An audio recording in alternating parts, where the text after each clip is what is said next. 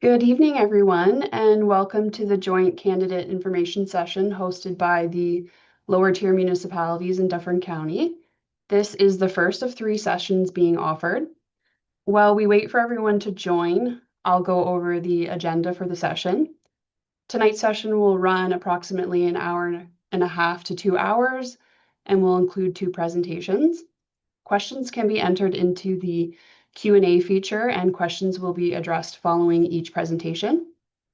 Our first presenter is Michelle Dunn, clerk for the County of Dufferin, who will speak regarding the elected official positions that also sit on County Council. Following that, we'll have Spencer Fitzpatrick and Sebastian Healy from the Ministry of Municipal Affairs and Housing, who will provide information on the roles and responsibilities of elected officials and staff, the nomination process, campaign finances, and more. At the end of the session, we will share contact information for each local municipal clerk's department. We ask that any municipally specific questions be directed to the appropriate municipality. And we strongly encourage candidates to make an appointment with your respective municipality to submit your nomination. Before we begin the session, Raylene will go over details on a poll that we're conducting before we move into the presentations. Thank you, Jessica. So just to get to know all of you a little bit better, we've got a couple of poll questions that we wouldn't mind you answering. So the first question is, which municipality are you interested in? So if you can choose which one there. We don't see who responded which one, just to give us an idea of where our attendees are coming from and where they're interested in. The second question on the poll is, which position are you interested in running for? Mayor, deputy mayor, councillor, school board trustee, or prefer not to answer? And the last question that we have in the poll is this your first time running in a municipal election? Yes or no? I'll give another minute or so.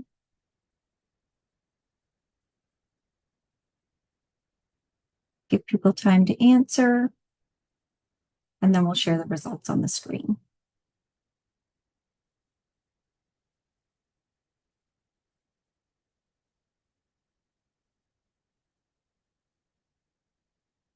All right, I'm going to end the poll and share the results.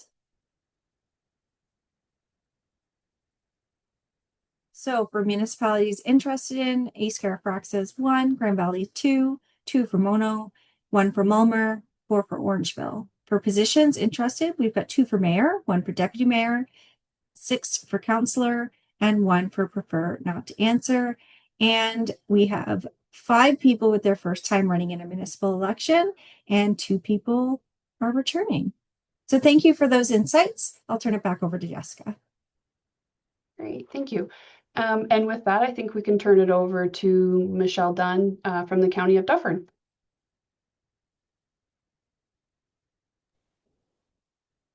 Thank you, Jessica. Let me just share my screen.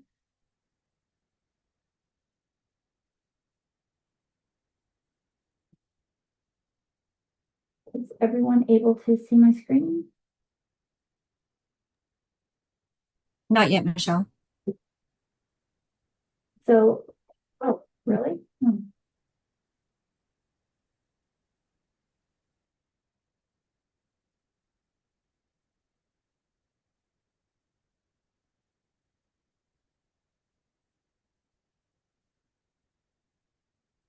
There it is. We got it.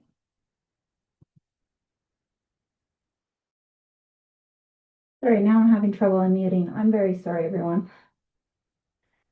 Thank you for having me. My name is Michelle Dunn. I'm the clerk for the County of Dufferin, and I actually just asked the clerks to let me speak for about 5 minutes to speak to anyone who is thinking about running for mayor or deputy mayor.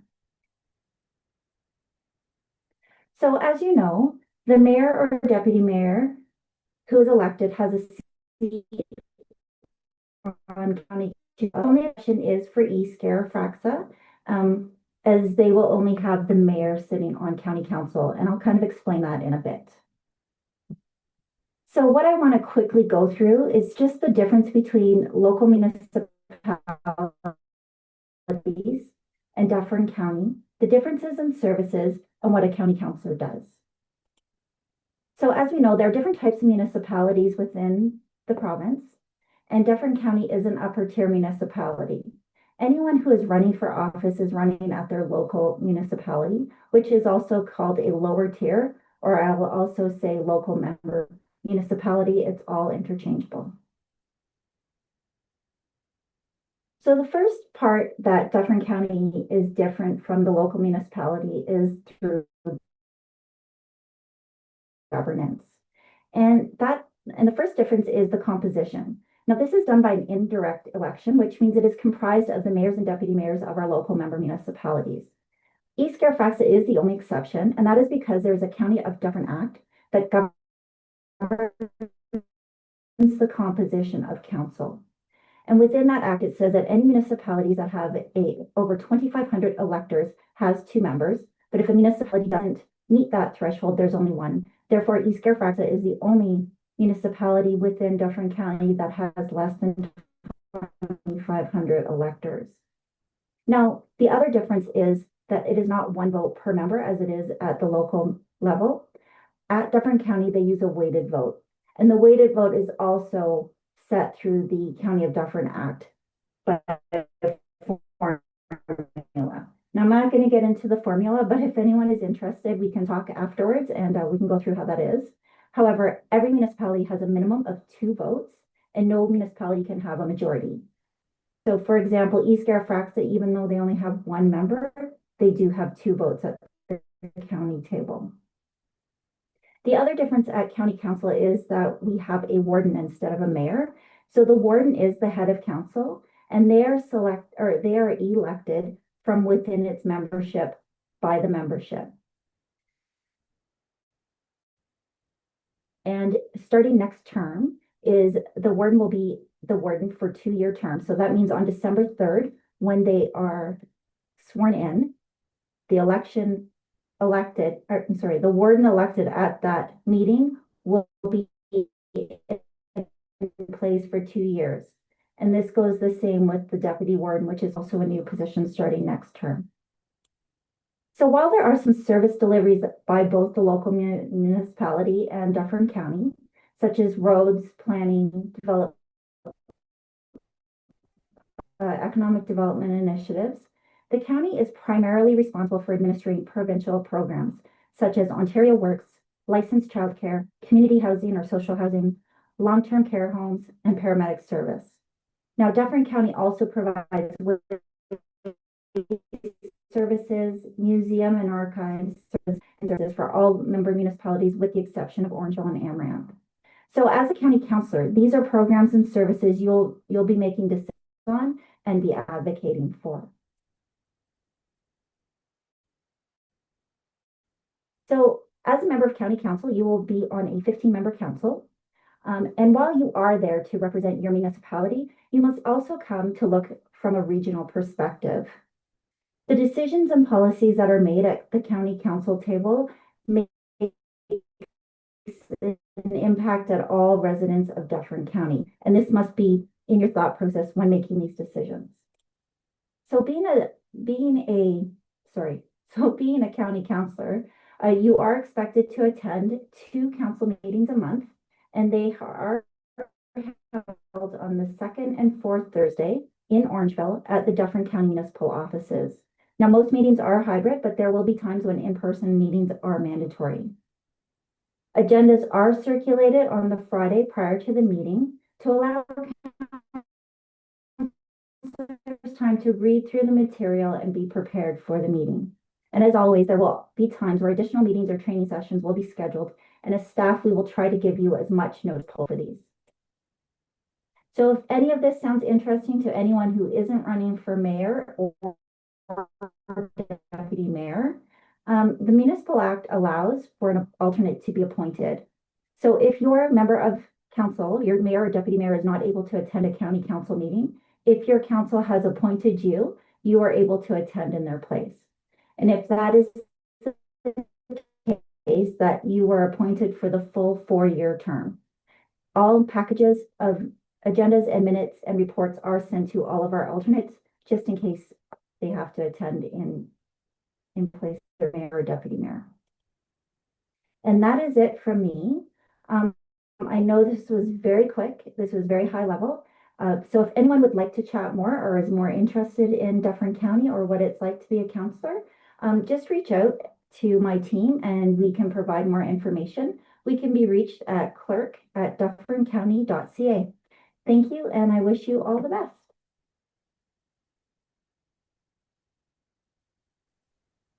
Thank you, Michelle. That was great information for those who are interested in running for mayor and deputy mayor. Raylene, we'll see if there are any questions in the Q&A. There have been no questions so far. Okay, great. I think we'll move on to MMAH's presentation then.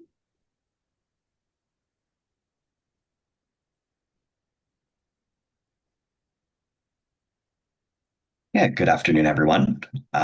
So my name is Sebastian Haley, and I'm joined alongside with my colleague, Spencer Fitzpatrick.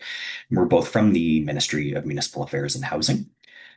So first of all, I'd just like to thank everyone involved, whether it's from the county or the lower tiers in Dufferin County there for hosting this session and all the organizing that takes place in doing that. And secondly, for inviting us to speak at the session. And most importantly, thanking all of you in attendance for being here with us tonight. And before we jump into the bulk of the presentation here, I am just going to go over a disclaimer. And the purpose is to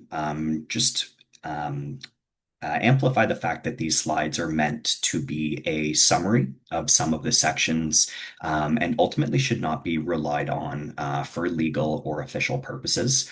So I do want to stress that myself and Spencer, we are not lawyers. And that you should always consult the legislation and seek legal advice when necessary. So again, we're not going to be able to cover every aspect of the municipal election, but we at least hope that this presentation will provide you with a better understanding of the process and the legislation, and hopefully just improves your overall comfort level with running for in the elections. So congratulations, first of all, for taking an interest in your community and in local government, whether you're interested in serving on municipal council or on a school board, or even registering as a third-party advertiser. So just a quick overview of what we will cover in the presentation here. So we will have roles and responsibilities for elected officials and staff, as well as the eligibility rules, nomination process, campaign finances, compliance audit, voters list and proxy voting, scrutineers, recounts, and we'll also have some resources to share with you at the end of the presentation. So to kick things off, let's go in with the roles and responsibilities for elected officials and staff. So running for municipal office, and most importantly, council staff roles. So Section 2 of the Municipal Act, that municipalities are created by the province to be responsible and accountable governments with respect to matters within their jurisdiction. So each municipality is given powers and duties under the Municipal Act and other pieces of legislation for the purpose of providing good government. So the Municipal Act is a legislative framework for municipalities, which seeks to balance local autonomy and flexibility with accountability and transparency for municipal operations. The key to any organization, government, business, industry, local service, club is for everyone to understand their respective roles and relationships. So in the next few slides, we're going to review the role of the mayor, the mayor's role as the chief executive officer, the role of council, and the role of municipal staff, which are all key to an effective and efficient local government. So starting off with the role of council, just as you can see on the screen here. So Section 224 of the Municipal Act sets out the role of council as follows: to represent the public and to consider the well-being and interests of the municipality, develop and evaluate policies and programs of the municipality, determine which services the municipality provides, ensuring administrative and controllership policies, practices, procedures are in place to implement the decisions of council, as well as ensuring the accountability, transparency of the operations of the municipality, including the activities of the senior management of the municipality, as well as maintaining financial integrity and carrying out the duties of council under the Municipal Act or any other act. So for the role of head of council, which is covered under Section 225, the head of council would act as the chief executive officer, preside over council meetings so that its business can be carried out efficiently and effectively, providing leadership to the council, provide information or recommendations to council on policies, practices, procedures, and ensuring transparency and accountability. And importantly, representing the municipality at official functions and carrying out the duties of the head of council under the Municipal Act. And a brief continuation here on the head of council. So as the chief executive officer of the municipality, the head of council shall uphold and promote the purposes of the municipality, promote public involvement, act as the representative, and promote the municipality local and elsewhere, as well as participating in and fostering activities that enhance economic, social, and environmental well-being of the municipality and its residents. So with that being said, we did want to just cover some of the strong mayor framework for those who may or may not know what it is. So in some municipalities, the head of council has additional powers and duties, which are known as strong mayor powers. So these additional strong mayor powers and duties apply to the head of council in any designated municipality, regardless of whether they're called a mayor or another term such as warden. So these additional powers and duties for the heads of council only apply again to designated municipalities, and the list of those that have been delegated can be found under Ontario Regulation 530/22. A quick Google search will get you there as well. And the City of Toronto has also been given these powers and duties.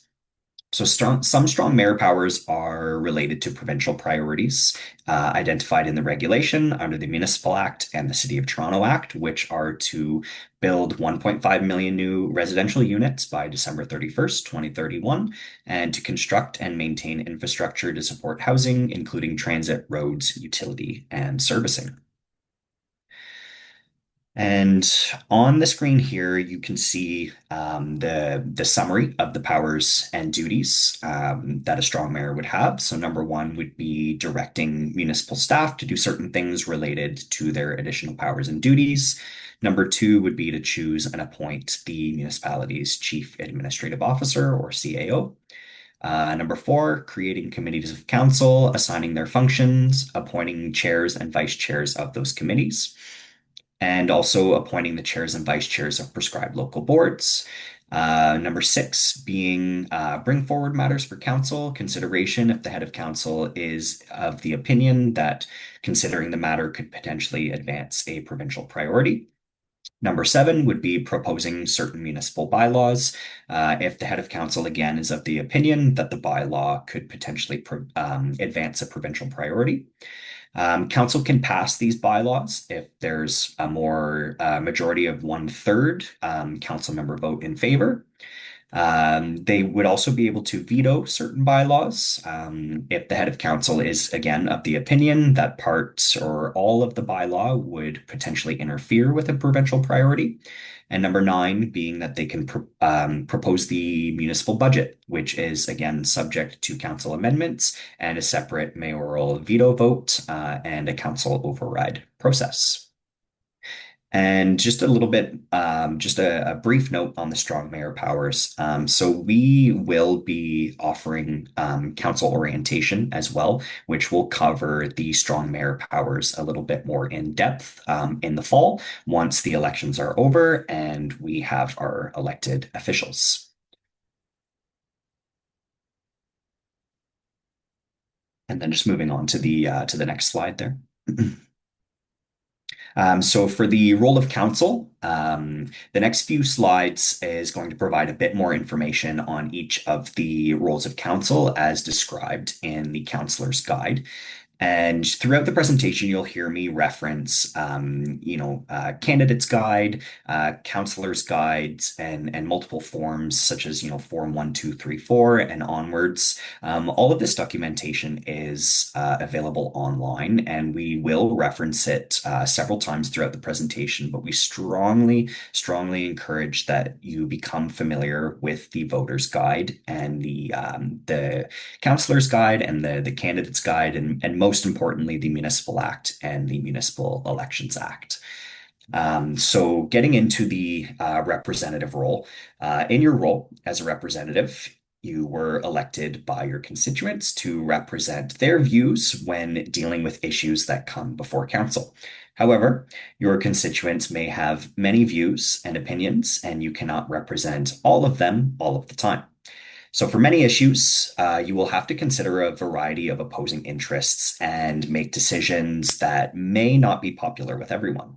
So, you should use your judgment and decide based on the best interests of the municipality as a whole. And a councillor should make decisions that support the collective well-being of the municipality, balancing diverse needs and long-term interests. So, in practice, there's no single correct approach to the representative role. And on many issues, you may find that you fall somewhere between the two opposing viewpoints. So, be sure to familiarize yourself with any policies, protocols that your municipality may have in place regarding the handling of complaints and citizen inquiries. So, although you may want to find some way of helping, remember to consult municipal staff. If your municipality doesn't already have a complaint policy, council may want to consider adopting one. Furthermore, there may be circumstances where decisions are made by a designated staff that operate at arm's length from the municipality, and there could be inappropriate for elected officials to interfere or be seen to be interfering. So examples of this would include, decisions made by a fire chief, for example, chief building official, or a medical officer of health. So a councillor who has made promises that cannot be kept may lose credibility with the citizens and strain the working relationship with the staff. So as I've mentioned before, each individual council member has one vote when making decisions, and every member of council should vote on matters in the best interest of the municipality as a whole. Every member should respect each other's point of view during and after debating an issue at the council. And once a decision is made by council, if it's a decision of the municipality, and staff are required to carry out and implement that decision. So in terms of the policymaking role, so some council decisions are routine. Others establish general principles to help guide future actions, and those often considered policy decisions. So some policies can be specific, such as a bylaw requiring dogs to be kept on leashes in public areas, and others could be broader, more general, such as the approval of an official plan. So how is policy made? On the screen here, you can see that it outlines the general process undertaken the policy-making role. So the counselor's guide does provide a lot of detail on the policymaking process, but I'll provide a very high-level overview. So you'd start by identifying the issue, and as council, you agree on what the issue is and what the objectives are. Council would then direct a staff to research the issue further and identify recommended options to council. So there may need to be to consult with the public and consider their feedback. So council would review staff information and consider factors, such as demands on time to implement the policy, any cost implications or otherwise. So council would make a decision on the best course of action and adopt the policy. From there, staff would be directed to implement the policy, and after the policy is implemented, council would work with staff to evaluate the policy and make sure any amendments that are required. So in practice, policymaking is sometimes less orderly than what appears on the slide due to various factors. So it could be, and oftentimes it's a rapidly changing environment. So the issues you could be facing could be complex, or it could be difficult to single out problems that may require more immediate attention. There could be differing and sometimes strongly held views by stakeholders and members of the public. As well, there could be a lack of time to identify all possible alternatives and to conduct detailed research and analysis. There could also be legal and financial implications limiting what council may do. So to recap, council is the primary policy-making body of the municipality, while administrative staff is responsible for carrying out council's policy decisions. So the two roles are distinct, but there can be much overlap. And although staff is responsible for implementing a policy, council may wish to develop appropriate reporting mechanisms to help ensure that the policies are being carried out as intended and effectively as possible. So in terms of the stewardship role, so council's objective is to ensure that the municipality's financial and administrative resources are being used as efficiently as possible. So there's a fine line between council's overall stewardship of the municipality and the administration's management of day-to-day activities. So generally, council would monitor the implementation of its approved policies and programs, but the practical aspects of its implementation and administration are staff responsibility. So essentially, the day-to-day operations of the municipality are left up to staff. And to be effective in this stewardship role, council may wish to have processes in place to help ensure that policies are adopted by council and are being implemented. Staff are administering services and programs as council intended. Rules and regulations are being applied correctly and consistently, as well as funds being spent only as authorized, and the municipality's resources are being used appropriately and efficiently as possible. So establishing and following such policies and guidelines help councils leave the day-to-day details for staff to manage. Council is freer to deal with exceptional situations, ensure that policies are current, and listen to issues raised by the public to represent the broader community interest. Before council can monitor and measure the municipality's administrative effectiveness and efficiency, it may wish to become familiar with policies currently in place with input from municipal staff, and council can determine whether the policies are functioning well or if changes are necessary.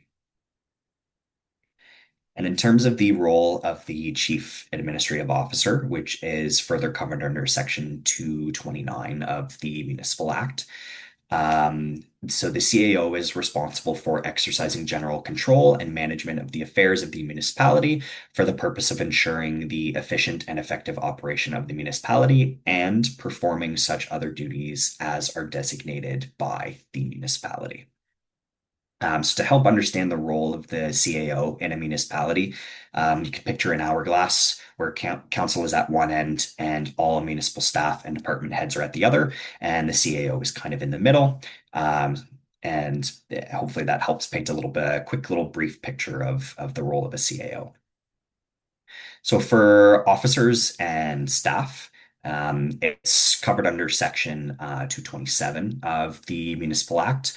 So this would include implementing council's decisions and establish administrative practices and procedures to carry out those decisions, undertaking research and providing advice to council on policies and programs of the municipality, as well as carrying out duties required by legislation or others duties assigned by the municipality. So a key feature of effective and efficient councils is a well-developed understanding of the local council staff relations and the role of each party. So as mentioned before, the Counselor's Guide. The Counselor's Guide provides a list of ways that council members can assist staff to meet council's expectations, and some examples would include having a policy requiring comprehensive job descriptions for all staff, as well as providing clear policy decisions, directions, and expectations, as well as adopting policies that complement and reinforce staff efforts, consulting with staff before a decision on a policy, as well as being prepared for council meetings. And as you know, There are some municipal staff positions that have statutory obligations. So clerk, treasurer, chief building official, and fire chief. It is important that council not interfere with the statutory obligations of these roles. So, for example, the clerk and treasurer positions have statutory duties or responsibilities assigned to them under the Municipal Act. The Building Code Act would define statutory duties for the chief building official, and the Fire Prevention and Protection Act would define statutory duties for the fire chief, for example. So the council staff relationship. Again, the Counselor's Guide provides some very useful information on how council and staff can work together. These slides, again, just provide you with a very high-level overview of that relationship. So councils and their administration have different roles within the municipality, but their roles do have common goals and purposes.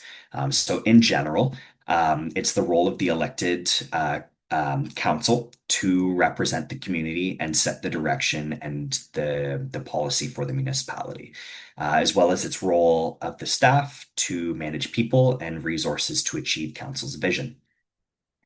So once council makes a decision, staff generally has the responsibility to implement the policy of council, for example, through administering and delivering services and programs to the community. So staff and council rely on one another to move the municipality forward. Both staff and council provide leadership. Council provides political leadership, while administration provides leadership to the organization. So the relationship between staff and council is interconnected, and it's important for council members and staff to respect one another's roles so that they can serve the public in an effective and efficient manner. So municipalities are required to adopt a policy on the relationship between members of council and staff, and some municipalities may have the flexibility to determine the contents of these policies. So moving on to accountability and transparency. So Ontario municipalities and members of council operate under a legislated accountability and transparency framework, which includes rules for the municipalities and rules for members of council and local boards. So ensuring accountability and transparency is one of council's roles, again, under Section 224 of the Municipal Act, and it's a priority in maintaining public trust. So councillors are, of course, accountable to the public as elected officials. However, it's also important that procedures and policies are clearly set out and accessible, and that the day-to-day operations of the municipality are transparent. So this slide outlines certain policies that council are required to adopt. Moving on to codes of conduct. So codes of conduct usually set out to, or codes of conduct usually set out to expectations and standards for councillor conduct. So codes may help prevent ethical conflicts and help in their resolution. They would also serve as a basis for council orientation and training, and serve as a reference throughout the operation of council's term. So with the growing importance of accountability and integrity, more municipalities have adopted codes of conduct for members of council and certain local boards. Some have also adopted other procedures, rules, and policies governing their ethical behavior of those members. So municipalities are required to establish codes of conduct for members of council and certain local boards, which must include certain subject matters, such as gifts, benefits, and hospitality, as well as respectful conduct, including towards officers and employees of the municipality and local boards, as well as confidential information and the use of municipal or local board property and equipment. We'll go into some of the details of the Integrity Commissioner. So since 2019, municipalities have been required to ensure that the public has access to an Integrity Commissioner. So the Integrity Commissioner's role is to perform in an independent manner the functions assigned by council with respect to applying local codes of conduct for members of council and certain local boards, applying local procedures, rules, and policies governing the ethical behavior of members, applying certain Municipal Conflict of Interest Act rules to members as well, requests for advice from members of council and certain local boards, respecting their obligations under the local code of conduct, local procedures, and certain sections of the MCIA, which again is the Municipal Conflict of Interest Act.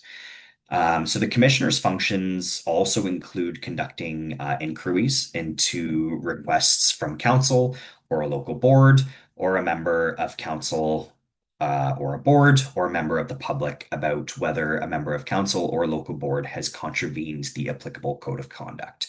So there is flexibility in how a municipality provides for the responsibilities of an integrity commissioner.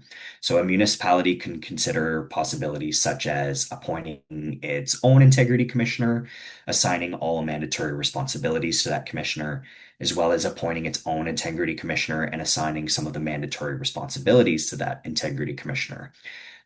Sharing an integrity commissioner with another municipality. So, for example, across the upper tier to lower tiers. So making arrangements for all the mandatory integrity commissioner responsibilities to provided by a commissioner of another municipality.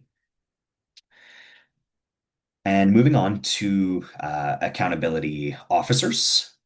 So to help support integrity and accountability in public office, so municipalities may pass bylaws to appoint certain accountability officers, municipal ombudsman, auditor general, a lobbyist registrar, and closed meeting investigator. So the municipal ombudsman investigates again in an independent manner decisions and recommendations made and actions done or omitted in the course of the administration of a municipality. The Auditor General would assist council in holding itself and municipal administrators accountable for the quality of stewardship over public funds, achieving value for money in municipal operations. The Auditor General also must perform their duties in an independent manner.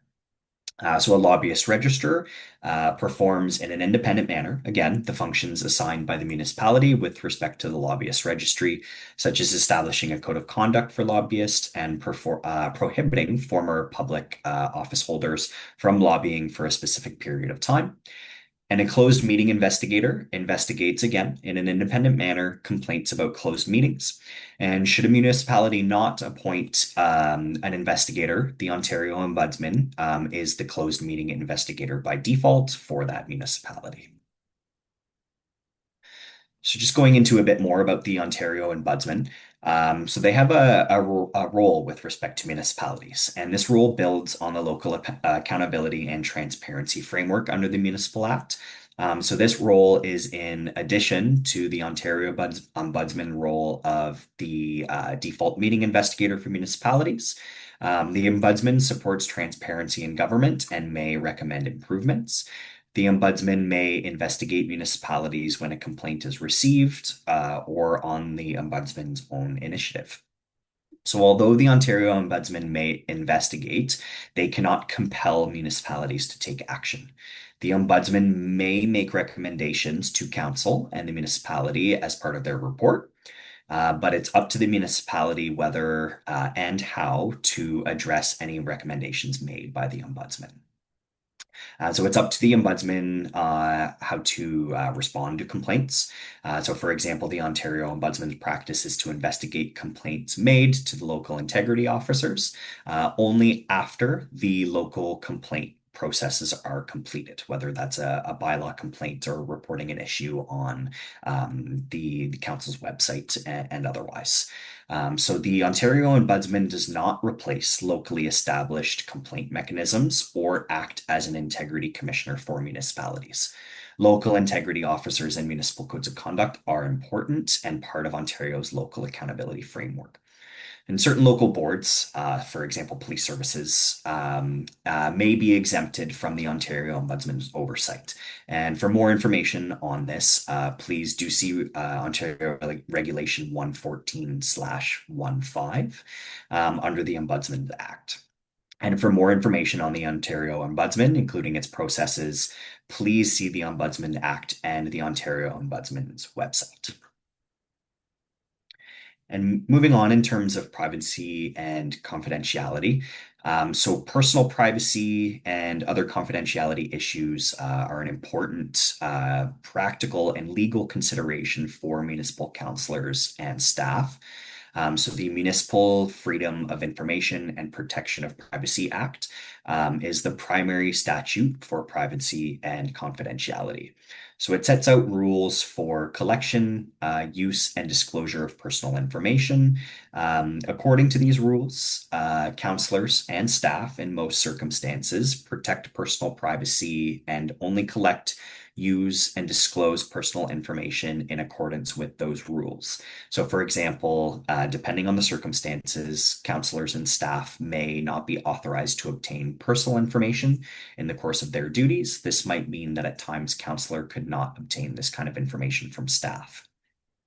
So municipal freedom of information legislation also regulates confidential information in other kinds. And my apologies, I just lost my slide, so I have to get back there.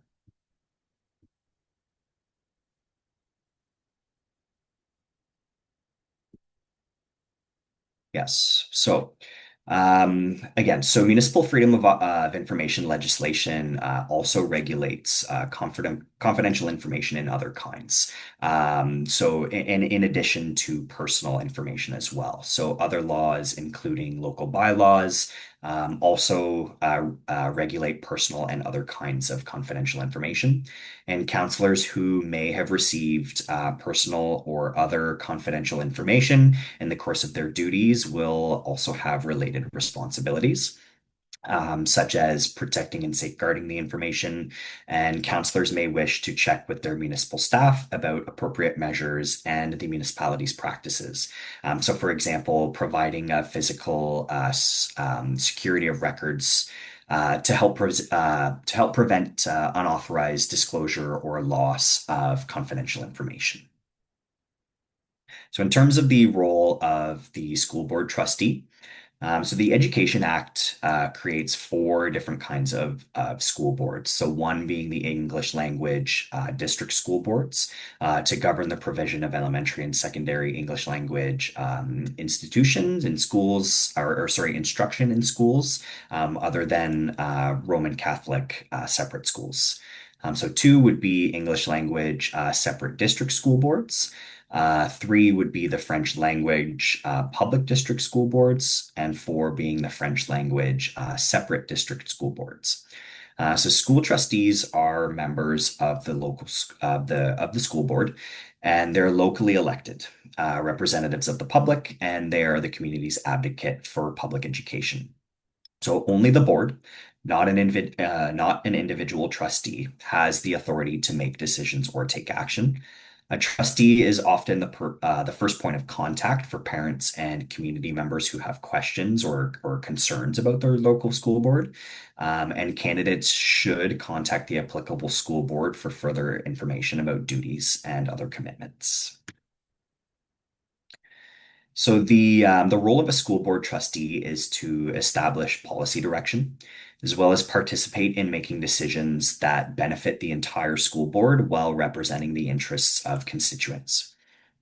So school board trustees are accountable to constituents, Ministry of Education, as well as families.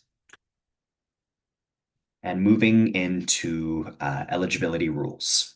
So on the screen here, you'll see a table of requirements that would make you eligible and ineligible to run for office. So first of all, you must be an eligible elector, which means that you must be able to vote. So the list above, again, shows that eligibility as well as eligibility to run and hold office. So you can only be nominated if, as of the day you are nominated, you are qualified to hold that office under the Act. And when I say Act, I'm of course just referring to the Municipal Elections Act. So again, you can only be nominated as of the day you are nominated. You are qualified to hold that office under the Act and are not ineligible under the Municipal Elections Act or any other act or otherwise prohibited by law to be nominated or to hold the office. So Section 30 of the Municipal Act, or MEA, states that a person shall not be considered an employee for this section by reason only of being a volunteer firefighter as defined in the Fire Protection and Preventions Act.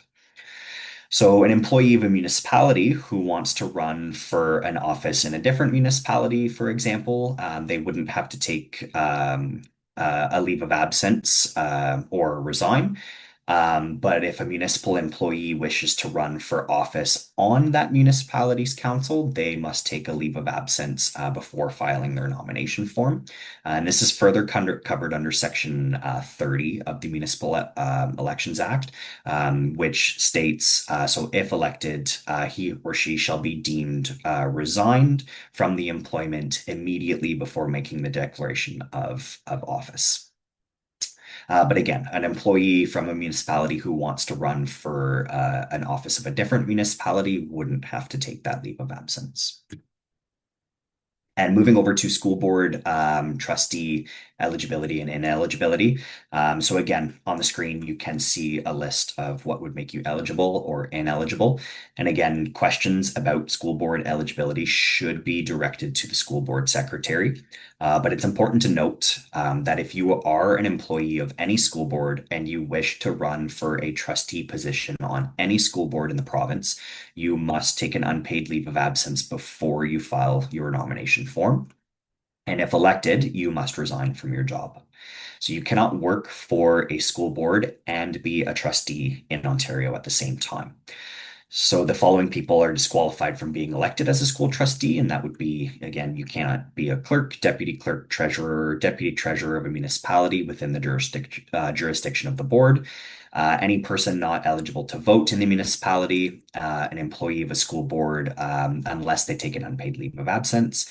Also, like the ineligibility for the municipal office, you also cannot be a judge of any court, a member of the Legislative Assembly of Ontario, a senator, or a member of the House of Commons, an inmate of a penal or correctional institution under sentence of imprisonment. And moving into the nomination process, it's coming up very, very quickly. So the first day for filing nominations is May 1st, 2026. And nomination day, the last day and time for filing nominations for the 2026 elections, is on Friday, August 21st, 2026 by 2 p.m. So in terms of the withdrawal of a nomination, local election policies may state a candidate must personally attend the clerk's office to withdraw candidacy. If a candidate, is in the hospital or otherwise incapacitated, of course, this may not be feasible. So please check with your local processes. And if a candidate withdraws a nomination, they are still required to file a campaign financial statement, which we will cover later on in the presentation. So that financial statement would cover all of the financial transactions made in the campaign. And if they have not spent any money or raised any funds on this nomination form, they can, or on the campaign financial statement form, if you haven't received any money or spent anything, there is just a box to click it as such, and the form would be considered complete. So if a nomination is withdrawn, the candidate is entitled to a refund of their nomination filing fee only after they file that mentioned financial statement, of course, by the required deadline. So for clarification, the nomination filing fee is only refunded once the candidate submits a complete financial disclosure of all financial transactions made up to the date the nomination was withdrawn. So starting on May 1st until close of business day again on August 21st, 2026, nominations can be submitted to the clerk from anyone who meets the eligibility criteria to run for the office. So candidates must complete Form 1, otherwise known as the nomination paper, and submit it to the clerk along with the applicable nomination filing fee. So the filing fee is $200 for anyone running for the head of council and $100 for all other offices. So the clerk ultimately must be satisfied that you are eligible to run in order to certify your nomination. So the clerk can further ask you to show identification, fill out additional forms, or otherwise to prove that you are eligible to run for that particular office. So your nomination form must also have an original signature. And if your nomination is not certified by the clerk, then simply your name will not appear on the ballot. And if there's a ward system in the municipality or at the upper level, as long as you are eligible to vote in that municipality, you may run in any ward. So if you do run in a ward where you do not live, of course you will not be able to vote for yourself, ultimately, as you do need to vote in the ward in which you reside. So just as a quick note, in addition to legislative requirements, each municipal clerk may establish their own local processes and procedures related to submitting a nomination. So it's important that you do contact the clerk to understand the process in that specific municipality. And in terms of electronic filing, the clerk also has authority to determine what methods could be used to file electronically. So again, please do double check with your clerk if you are unsure. And as mentioned before, so running for a different office. So occasionally, a candidate changes their mind and decides to run for a different office. So you can only run for one office at a time. So if a candidate was to file a second nomination, then the first nomination is simply deemed to be withdrawn. And if a candidate decides to run for another office and they have already collected their 25 endorsement signatures, again, which we'll cover a little bit later, they can use those endorsements for the other office. And if a candidate decides to run for a different office, but on the same council or school board, and one or both of those offices is elected by ward, then the two campaigns must be kept separate and two financial statements must be filed. So moving into a bit about third-party advertisers, whether there are or aren't any in attendance tonight, but just a brief description of what they are. So a third-party advertiser is an individual, corporation, or trade union that's registered in the municipality to promote, support, or oppose a candidate or a yes or no answer to a question on the ballot. So a third-party advertisement basically just means an advertisement in any broadcast, print, electronic, or other medium, again, that has the purpose of supporting, promoting, or opposing a candidate or a yes or no answer to a question on the ballot. And in terms of eligibility and ineligibility, again, you can see on the screen there. So only the following persons and entities are eligible to file a notice of registration, being an individual who normally resides or is a resident in Ontario, a corporation that carries on business in Ontario, as well as a trade union that holds bargaining rights for employees in Ontario. So the following persons and entities that are ineligible would be a candidate whose nomination has been filed under Section 33 of the MEA, a federal political party registered under the Canada Elections Act, a provincial political party, constituency association, registered candidate, or leadership contestant registered under the Election Finances Act. As well, Crown in right of Canada or Ontario, a municipality of a local board, or any group or association that is not a corporation.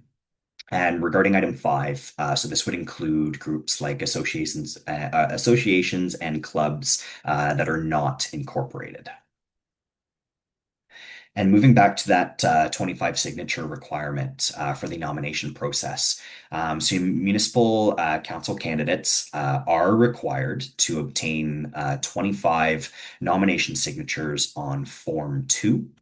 And a note that the requirement for nominators to sign nominations forms does not apply to school board candidates. And that's further covered under Section 33 of the Municipal Elections Act.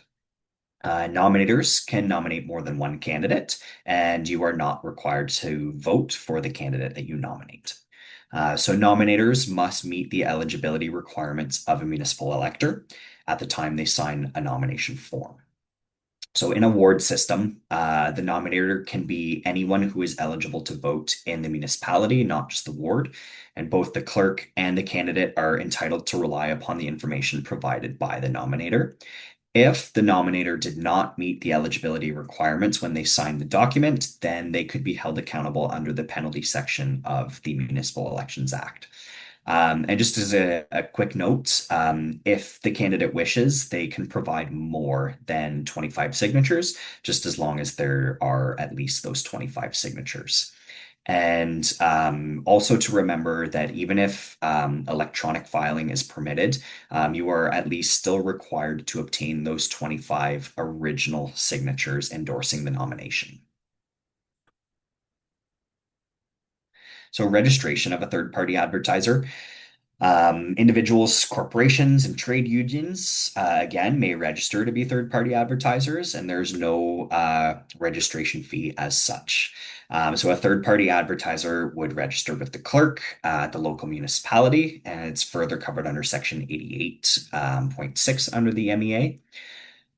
So once registered, they may advertise in support or opposition to any candidate being elected by voters in that municipality. So this would include council, trustee, directly elected upper tier candidates as well. So any person may advertise regarding any issue relating to elections in that municipality without registering.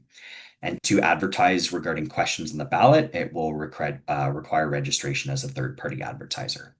So for a regular election, the registration cannot be filed earlier than the first day for filing nominations and cannot be filed later than the Friday before the voting day during the clerk's office hours. Section 88 of the Act, 88.6, further notes that the clerk, that once this clerk certifies the notice of registration, the individual, corporation, or trade union is registered as a third party for the election. And third party advertising is geographically based and is structured around the concept of influencing a specific set of voters in a specific location. So registering in the municipality where the TPA, third-party advertiser, hopes to influence votes, allows flexibility to support or advocate against any candidate in that specific geography.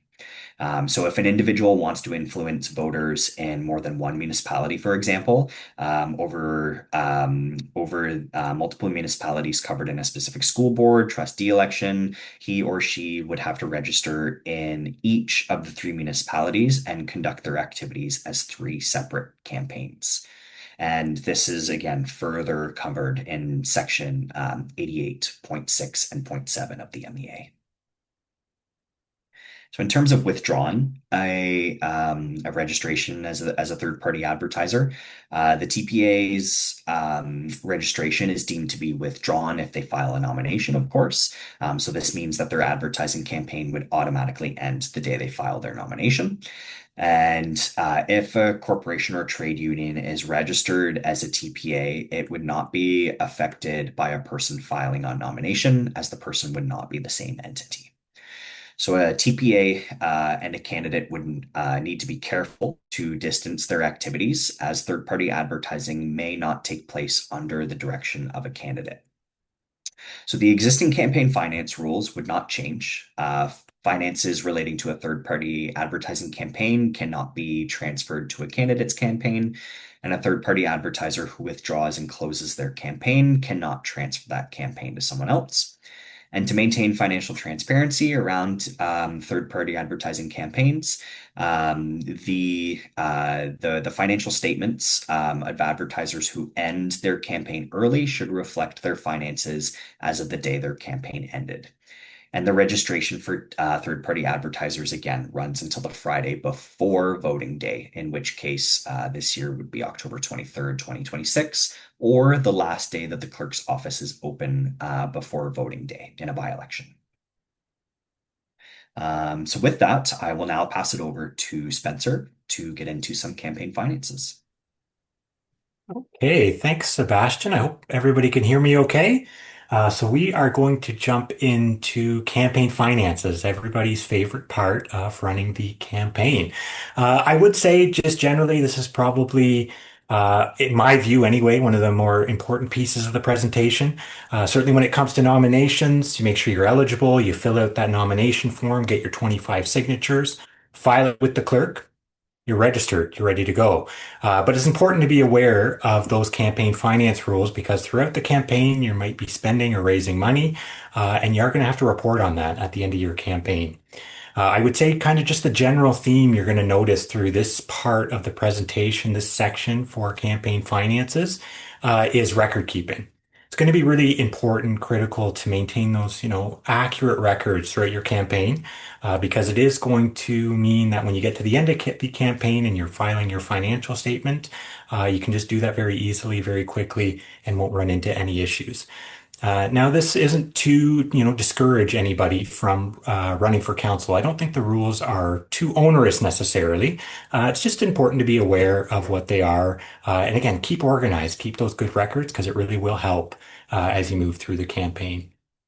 But without further ado, we will jump right into it. So I guess the first thing we'll talk about here is contributions. And generally, one thing you do want to be aware of is if you do plan on, raising or spending any money, you do have to open up a campaign bank account. But if you don't spend any money, you do not raise any money, you don't need to open up a campaign bank account. So again, if you have a campaign, you're not spending, raising any money, don't need to open up that campaign bank account. Now, Sebastian did touch on some of the eligibility rules and kind of briefly touched on some of the finance rules around third-party advertisers. Generally, they're going to follow the same rules for raising campaign funds, spending limits, and financial reporting as candidates. There are a few minor differences. For example, the spending limit calculation is a little bit different. We'll talk about that in a future slide. However, generally, they're going to be the same. Now, another thing you're going to want to be aware of is that every year by May 1st, in the year of the election, municipalities must establish rules and procedures regarding the use of municipal or local board resources during the campaign period. This does encourage accountability and transparency, and it could be different, maybe will be different in each municipality. So it's a good practice to ensure that you are aware of your municipality's policy in this regard. Now, just a quick note about providing candidate contact information. It's not unusual for a municipality to provide candidate contact information on their website, and this is not going to be a contribution. But continuing on with contributions, there on the slide, you can see who you can accept contributions from as a candidate and as a third-party advertiser. Now, as a candidate, really, you can only accept contributions from individuals.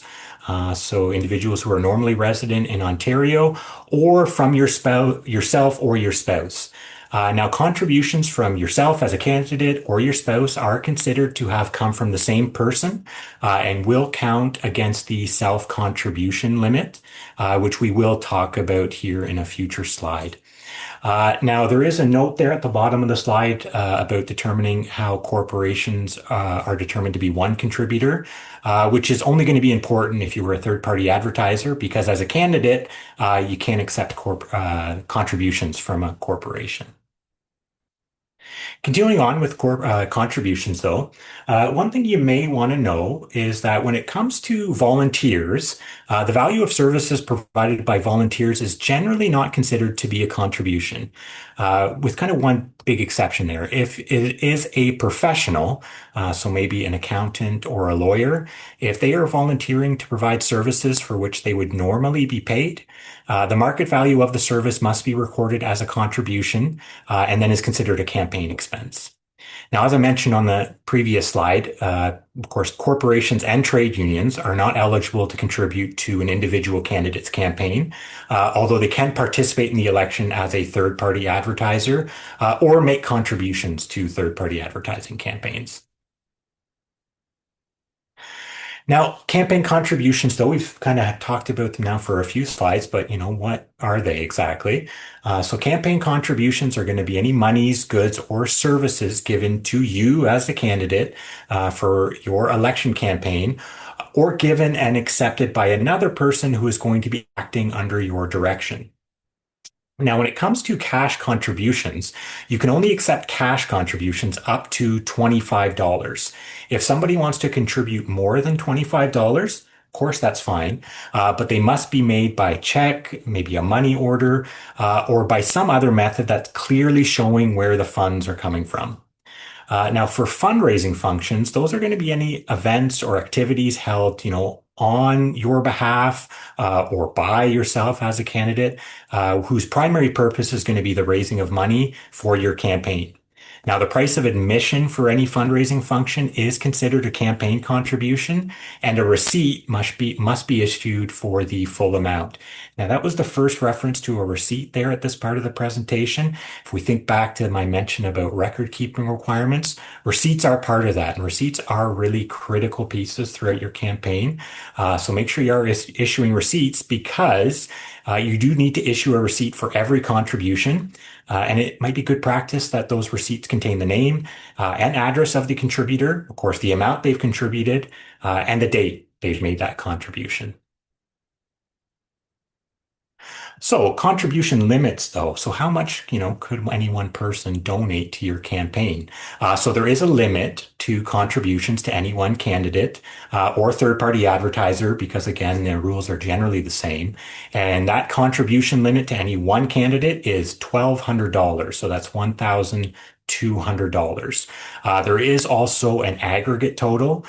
So that's an amount that somebody could contribute to any number of candidates for office on the same council, and that is $5,000. Now, you are required as a candidate, and this is also true for third-party advertisers, to inform contributors of these contribution limits. So you might want to think about including the limits on those receipts provided to your contributors, because that's just going to really help you meet that requirement. So the self-funding limits, or those self-contribution limits, we did kind of just briefly mention those because as a candidate, you can, or your spouse, or you can contribute to your own campaign.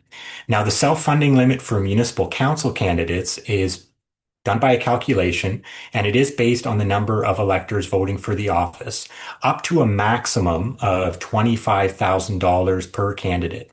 Now, this amount does include any contribution of goods and could include inventory from a previous campaign. So if you did run, maybe in 2022, you still have some election signs or maybe some office supplies that you do want to use.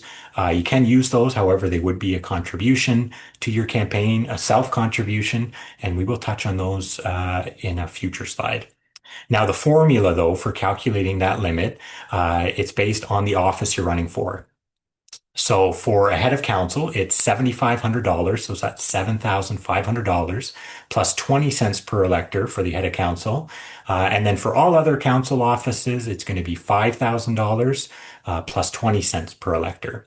Now, just a very important note here. The highest self-funding limit that anybody could possibly have, mentioned it just a second ago, but the highest limit anybody's going to have, self-contribution limit, is $25,000. So that calculation there that we referenced on the screen, if that formula does work out to a number that is higher than $25,000, you still get the $25,000 limit. However, if the formula does work out to a number that is less than $25,000, then you do get whatever that formula works out to. So borrowing. You could open up your campaign bank account with your own funds, but when it comes to borrowing, you can't loan funds to your campaign to kind of help, kickstart it with the intention of getting it all back.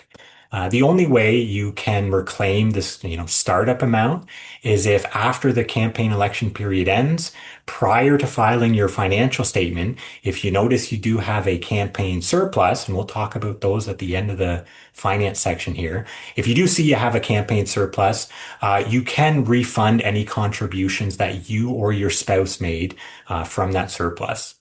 Now, you can't receive loans from family members, and you can't take loans from any corporate accounts that you may have access to.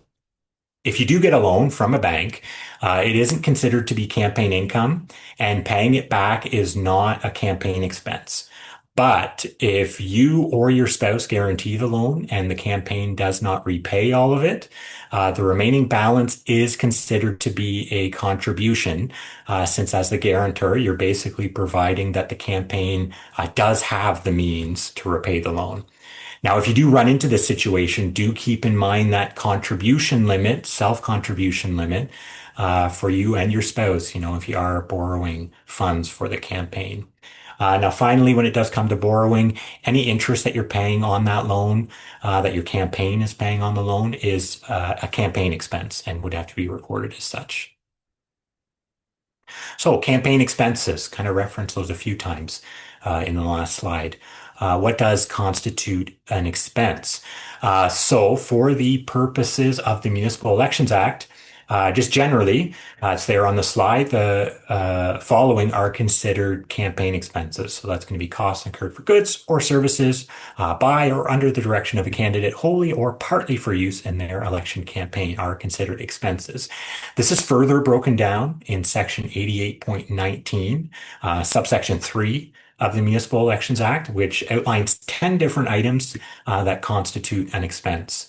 Now, just because I do think it's a pretty important piece and would encourage you to go look at this section of the Act so you do get familiar with what is considered a campaign expense. Again, that's section 88.19, subsection 3. Those 10 items, I'll just read them out very quickly.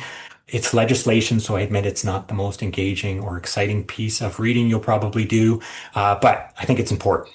So just really quick, those 10 items are, number 1, the replacement value of goods retained by the person, individual, corporation, or trade union from any previous election in the municipality and used in the current election.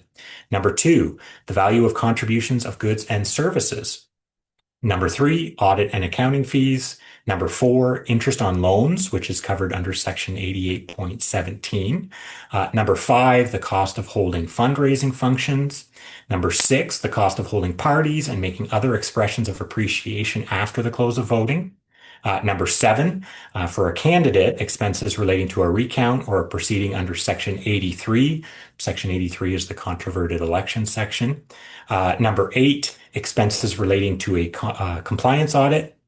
Number 9, expenses that are incurred by a candidate with a disability or a registered third party who is an individual with a disability are directly related to the disability and would not have been incurred but for the election to which the expenses relate. And then finally, the 10th item that's listed there in the Act is the cost of campaign election advertisements or third-party advertisements, as the case may be. We'll touch on campaign advertisements a little bit later in the presentation, but just so you do know, campaign advertisements are defined for candidates under Section 88.3 of the Municipal Elections Act. So continuing on with campaign expenses, as I did mention on the previous slide, it's going to be important that you become familiar with those campaign expense provisions. And again, I do recommend you go and take a look at that section of the Act, section 88.19. And I'll just make another quick plug. I know Sebastian mentioned it a few times earlier in the presentation. This is also outlined in the Candidate's Guide. So the Candidate's Guide's a really super helpful resource. Do go take a look at it as soon as you can. It's not too long, but there's a ton of really good information in there, including as it relates to campaign expenses. So as I mentioned on the last slide, those campaign expenses, those are costs incurred by yourself as a candidate or on your behalf during your campaign or by an individual acting under your direction during the campaign. Now, when it comes to the nomination filing fee, that is not considered an expense and doesn't have to be included on your financial disclosure form. So that form, we'll talk about it more in this presentation. It's Form 4. It's another reason to go look at the Candidate's Guide because all those forms are linked at the end of the guide there. And I'll mention it when we get to that form, but go take a look at it now. It's going to help you get familiar with what needs to be reported and what it looks like. Other services donated to the campaign are also considered expenses and must be reported. Again, a receipt must be provided for their fair market value. So there's those receipts again, right? Record keeping, very important. If you do make any payments for campaign expenses, it must be drawn from the campaign account. And then again, a receipt providing the details and proof of payment must be obtained. So that's a really key piece. You do have to make any payments for campaign expenses, has to come from your campaign bank account. You really can't, make a payment using your personal credit card and then reimburse yourself from the campaign bank account. It's against the rules. So you really do have to make sure any of those payments are coming from your campaign bank account. Now, all expenses do have to be reported on that financial disclosure form. So again, that's Form 4, and that is going to be filed with the clerk at the end of your election campaign. Now, when it does come to campaign inventory, as I kind of mentioned on a previous slide, if you did run in the last election and you want to use some of those leftover goods, maybe you still have some signs that are left over, you have to determine what the current market value for those goods is and what it would cost if you were then purchasing them today. Those amounts are then considered a contribution, counts against your self-contribution limit, and needs to be recorded then as an expense. Conversely, if you do end up with any leftover inventory at the end of this campaign, it does become your personal property. And if you want to store them because you're thinking, hey, maybe I'll use them in the next election, any costs for storage are not going to be considered campaign expenses. So you wouldn't have to report those storage costs. So spending limits. Spending limit formulas, they're laid out here on the slide, and they are also outlined in Ontario Regulation 101/97. Now, this general spending limit on the slide here, although it kind of looks like a similar calculation, it is separate from that self-contribution formula that we discussed earlier. So again, though, similar in the sense that it is broken down between heads of council and all other offices. So for heads of council, it's $7,500 plus 85 cents per elector. All other offices, it's $5,000 plus 85 cents per elector. Now there's a separate spending limit, which is 10% of the general spending limit. And that's going to be for any parties, expressions of appreciation, maybe some gifts after voting day. And again, it's going to be 10% of the general spending limit. But when it comes to the spending limit, I mean, how are you going to know what that is? Right? Where do you get that final kind of number from? So the clerk at your local municipality where you register as a candidate is going to provide two calculations of your spending limit. The first is going to be a preliminary estimate, which you're going to get at the time of nomination. And that's going to be calculated on the number of electors on the voters list as it existed in September 2022. You'll then get a final spending limit, which is based on the voters list as it exists on September 20th, 2026. And it's going to be provided to you on or before September 30th, 2026. Now, when it comes to these two numbers, whichever number is higher is the spending limit. And whatever the clerk's calculation is, it's final. Their calculation is final. Now, as I mentioned earlier, you are required to inform contributors of those contribution limits. So that's both how much they can contribute to an individual campaign, which is $1,200, and the aggregate limit on contributions to any one council or local board election, which is $5,000. Now, as I did mention, generally campaign finance rules are going to be the same for candidates as they are for third-party advertisers. They both are subject to similar contribution limits, and they both have calculated spending limits. The formula for third-party advertisers is just a little bit different.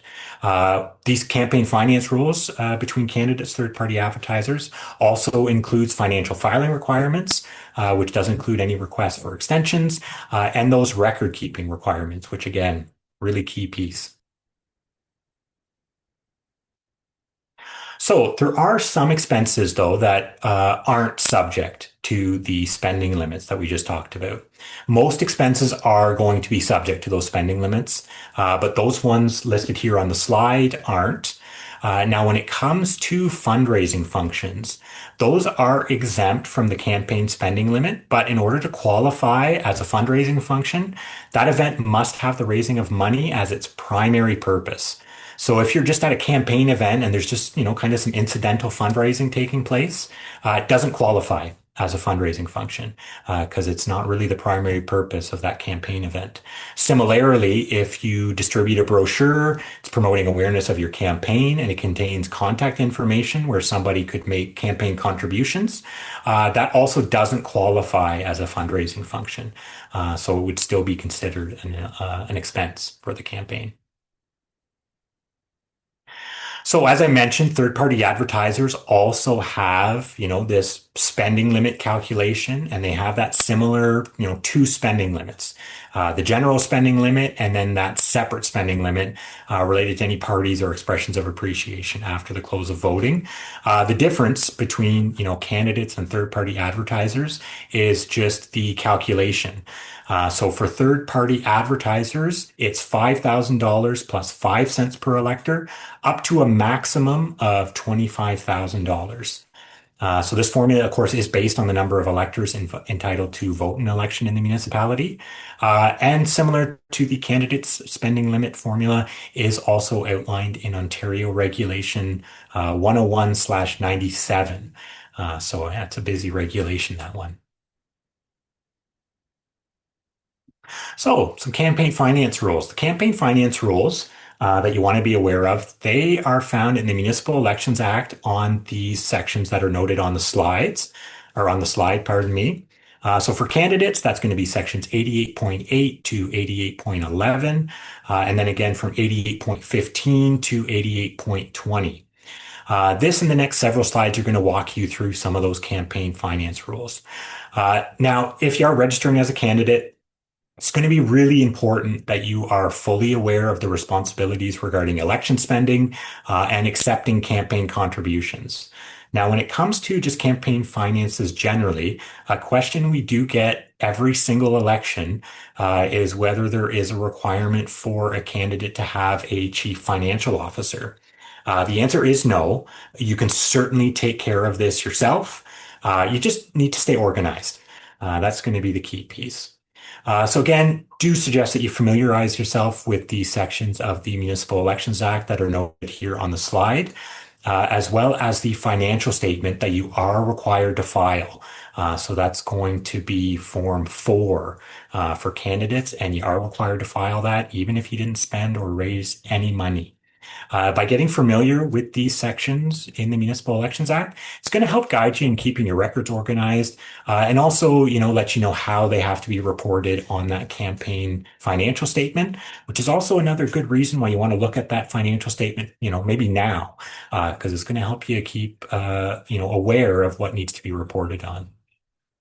Now, you are required, and it's laid out in these sections on the slide, under the Municipal Elections Act to keep accurate records. And then, of course, you do need to open that campaign bank account if you are spending any money or accepting any contributions. But just remember, if you don't spend any money, you don't raise any money, you do not have to open up a campaign bank account, but you're always going to have to file a financial form. Again, it's Form 4. So record keeping, right? I said that's going to be a really critical piece of your campaign, keeping good, accurate records. And it's a requirement under the Municipal Elections Act. You are required, and this is true for both candidates and third-party advertisers, you're required to keep complete and accurate financial statements over the course of your campaign. All contributions, all expenses need to be accounted for, and they do need to be disclosed on that relevant financial form. So again, that's going to be Form 4 for candidates. For third-party advertisers, it's Form 8, also linked at the back of the candidate's guide if you wanted to take a look. Now, when it comes to your records, you are required to keep all your campaign financial records until after the council in the 2030 election has been sworn in and takes office. And generally, that's going to be around November 15th, 2030, but it does depend on the municipality. So you might just want to be aware when that next council in 2030 is sworn in. Now, these rules around record keeping and financial filing statements, they apply whether or not you get elected. And just like how you have to keep your campaign financial records, the clerk also has to keep all campaign finance records until after the 2030 council has been sworn in. So continuing on with the record keeping requirements, just some best practices you might want to keep in mind as you work through the campaign. So of course, talked about receipts a few times in this part of the presentation. Receipts, they're going to be valuable pieces of information for you. Keep them safe, keep them secure. They're valuable documents. You do want to make sure your receipts, or it might be a good practice to have your receipts signed by yourself as the candidate or your designate if you're going to designate that authority to somebody else. It may be a good practice to have a receipt that is, like in a multi-part form. So one that you can easily give to your contributor and one, maybe more, that you can keep for your records. Might also be a good idea to have receipts that are sequentially numbered. Again, it's just going to help keep you organized. When you're looking at opening up a campaign bank account, if that's something you're going to need, you may want to look at one that's going to provide monthly statements and provide for canceled checks. May also be a good idea to produce duplicate deposit slips when you're making deposits into that campaign bank account, which is going to list the names of all your contributors and the amounts you've received from each of them. Now, you may also want to maintain a petty cash fund to handle those, minor expenses that come up throughout the campaign, and you are going to have to obtain invoices to support all payments you're making from that fund. Again, goes back to the record keeping requirements, right? So at any time when it comes to your petty cash fund, the cash on hand plus the total amount of invoices should equal the original amount that you started with in your petty cash fund. Now, this fund, of course, can be replenished periodically throughout the campaign, but it would have to be done by a check drawn on the campaign account, and that amount would be an amount equal to the total amount of the invoices that you've issued from that petty cash fund. So as I mentioned, you're probably going to find it useful. I'd certainly recommend it. Have a look over that Form 4 financial statement. Again, it's linked at the end of the candidate's guide. So just another reason it's going to be really a good idea to look through that candidate's guide and do that at the beginning of the campaign. Because again, this is going to give you some ideas about what information is going to be you're going to need to report on at the end of the campaign. Now, you are required, of course, to maintain campaign records, and that does include copies of advertisements for public inspection, and that'll have to be for a period of 4 years. So same as your campaign finance records, you need to keep those until 2030. Same is true for any campaign advertisements that you run. And just for reference, campaign advertisements are outlined in Section 88.3 of the Municipal Elections Act. Speaking of campaign advertisements, so the period for third-party advertisements is shown on the slide here. And this year, that's going to run from May 1st, 2026. So, hey, that's tomorrow already, nomination day, until the close of voting at 8 p.m. on October 26, 2026. Now, just an important note when it comes to campaign advertisements, and this is signs and advertisements. This also applies to third-party advertisers and candidates.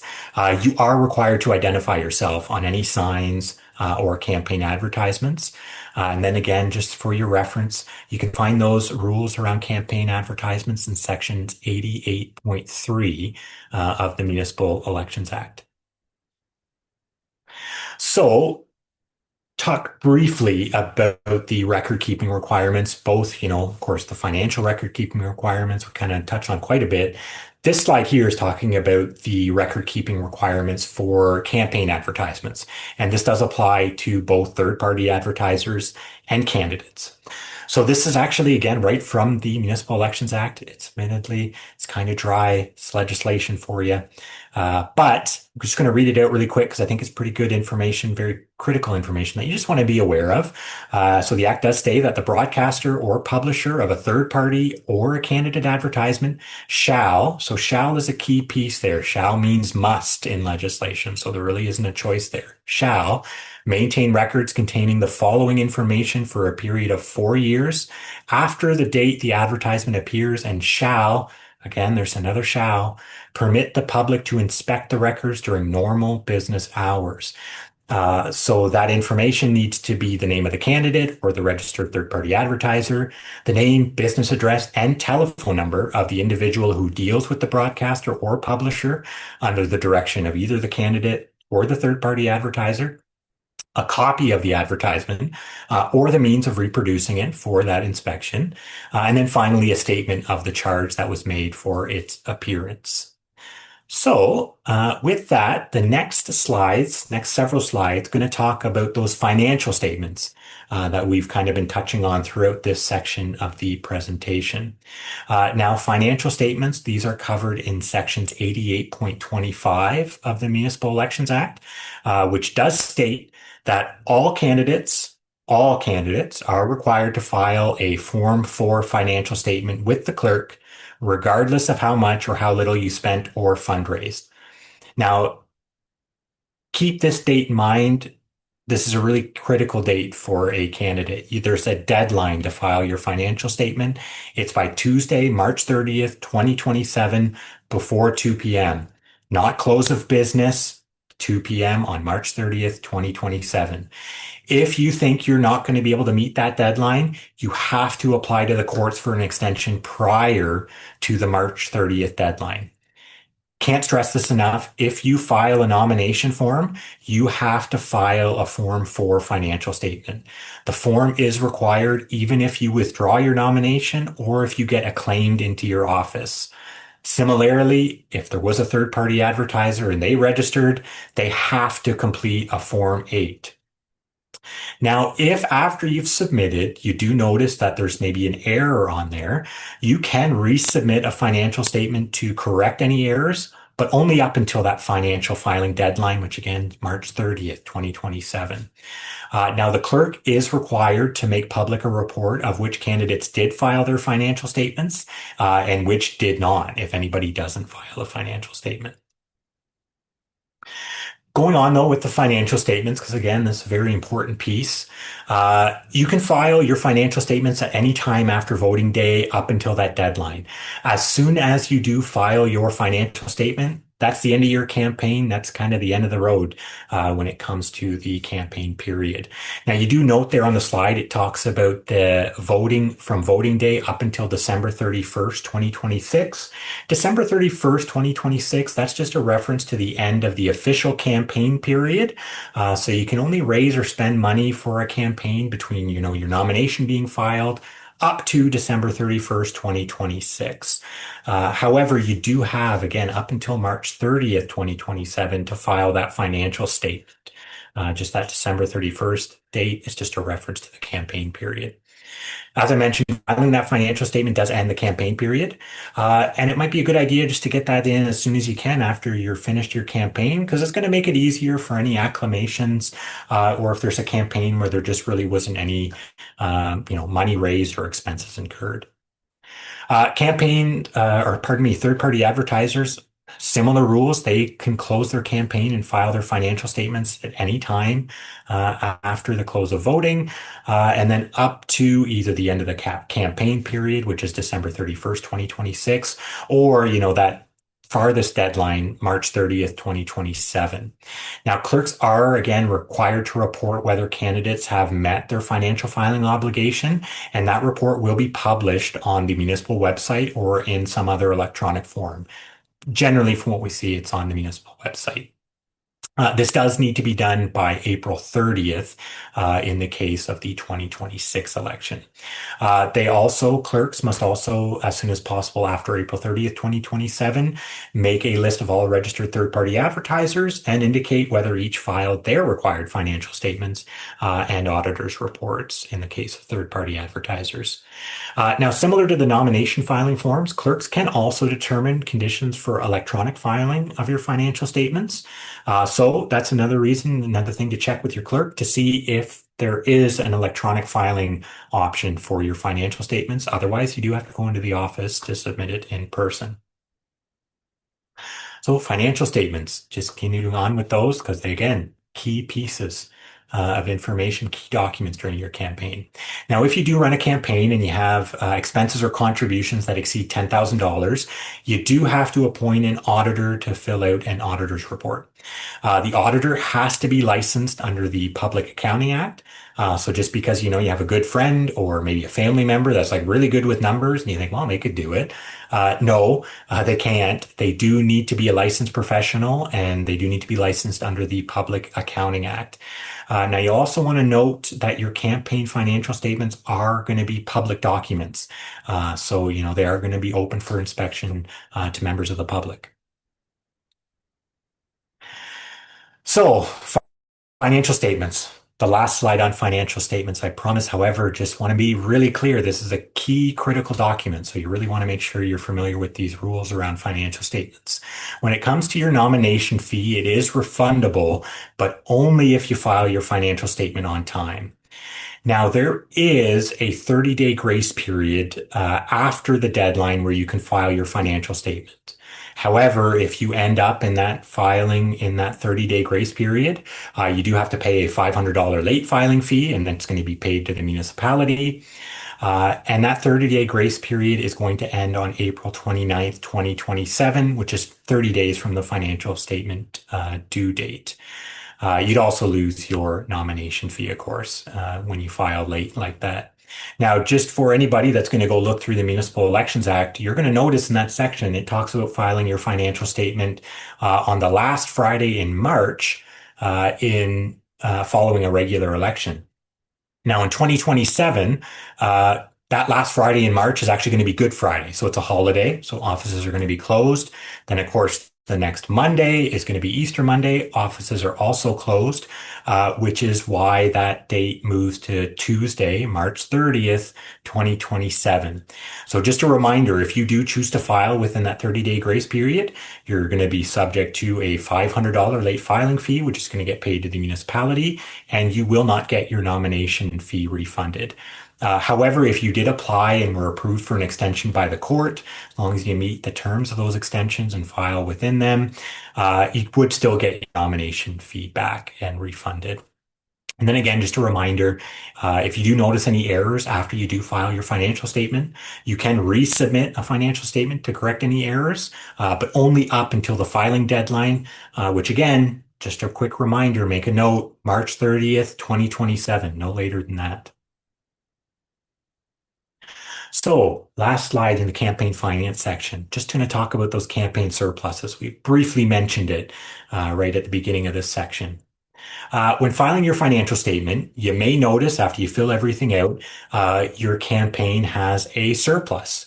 So you do have to pay over the entire amount of the surplus to the clerk, with one exception.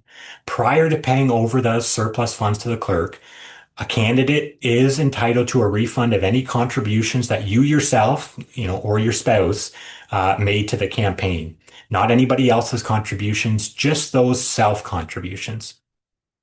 The amount that you can be refunded is the lesser of the amount of the relevant contribution or of the surplus. Now, if you do end up in a surplus, you'll of course turn those over to the clerk, and the clerk is required to place those surplus monies in trust for use by you as a candidate if you do need it for a compliance audit. We'll talk about compliance audits here in just a second. There's a similar rule if a third-party advertiser did have a surplus as well. Now, if you don't need these surplus funds for a compliance audit, it does become the property of the municipality or the school board if you were running for a trustee position. So, end of the campaign finance section, kind of. We're going to talk about compliance and enforcement in the next few slides, specifically compliance audits and the compliance audit committee, which every municipality does have to have. Also, school boards must have them. They must appoint a compliance audit committee, and they would look at any contraventions of the election finance rules. Any eligible elector, if they believe on reasonable grounds that you may have contravened the election finance rules, they can apply for a compliance audit of your campaign finances.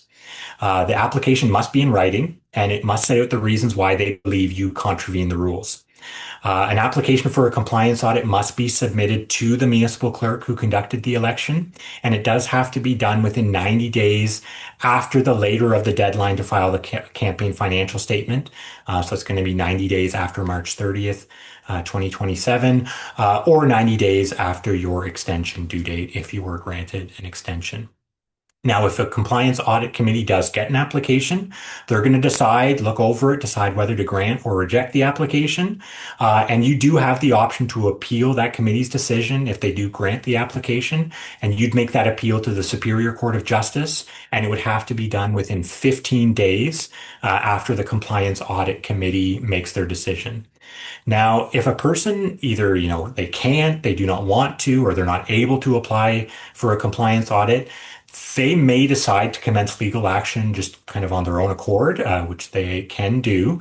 However, a prosecution related to the 2026 election does have to be commenced on or before November 15th, 2030.